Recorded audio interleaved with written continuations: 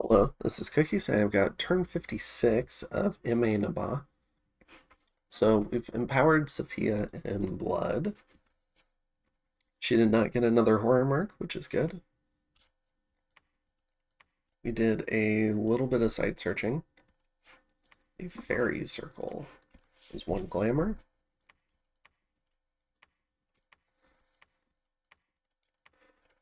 And let's see. I think that's all the site searching.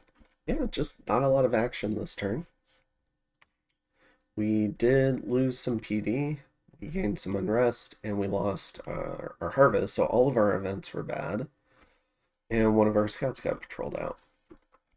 Okay, so what are we doing this turn? We're gonna do a little bit more remote searching, but primarily we're continuing to run all of our troops back south. We're passing boots out to mages to get them south faster, and we're getting set up in Hubbardton, and we're getting set up in Sanguine Swamp. And the idea here is we see Agartha has taken a certain amount of territory here, and I've just recently split Eternal Pyre with Abyssia. I don't feel strong enough to take on Vanarus just yet. And I'm still feeling like Pyrene and Vanarus kind of offset each other, so that what that leaves then is either Man, who I just signed an agreement with, so I don't want to already go and backstab them. So instead, and you can see we've started receiving gold for Man, or we're still receiving it. It's been maybe a week or so since I've recorded, so a little out of the loop from the previous episode, but yeah. What that leaves is Agartha in terms of who we can fight. Now we could fight Asphodel, but they've been getting ganged up on all game, and I don't know. I feel a little bit bad for Distant Horizon. So, yeah, so we're going to go ahead and see if we can put Agartha out of the game. So we're gathering up in Hubbardton. And then from there, we'll try to stretch out a little bit of elfing potential, not too much. And that's because we don't have an app, so we can just go straight into a war. The only other player that's still around that we don't have an app with is Ulm. Uh, we've technically re-signed with Man. It just hasn't been formalized yet.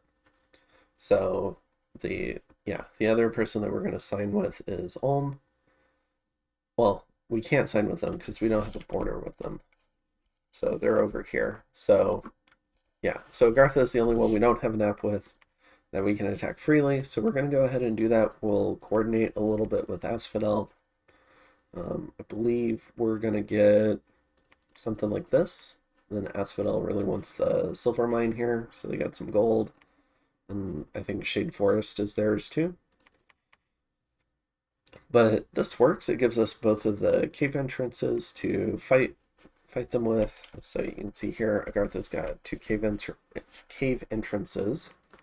So as long as we control those, we can keep delving down into Agartha, and there's a fair amount of gem income here. I think I counted it in my current turn, which is admittedly some turns later, but it's about 31 gems worth of gem income just in this little bit of cave. So that's one of the things that we would like to go ahead and put in our back pocket, so to speak, if we can do that. It also gets us underground. And getting us underground, it's going to give us either a bigger border with Abyssia or whoever else happens to be down there by the time we kill Agartha. I imagine this could take a while. So if Vanarus ends up invading them, I've been hearing some rumors about Second Sun, and if Second Sun gets cast, then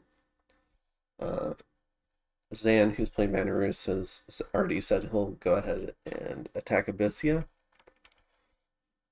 So that would give us a bigger border with Zan. Could create for a really fun war in the end game between Zan and myself. I do think I'm the weaker power. He's just got a lot of gem income. Oh, let me see if I can pull it up. And he's had a lot of area, like a lot of area under the curve in terms of gem income. So this is net a lot of gems that he's got, even over me. And I've been kind of jumping up and down in this, but recently I've been kind of with Eternal Pyre, I've been in second. So it would be nice to keep some control over that. So yeah, we're gonna go ahead and try to pick on Agartha. They're a nation that's a little bit closer to me in terms of army size. I don't necessarily want to fight someone with bigger armies. They have a fair amount of gem income, so there's a lot to gain.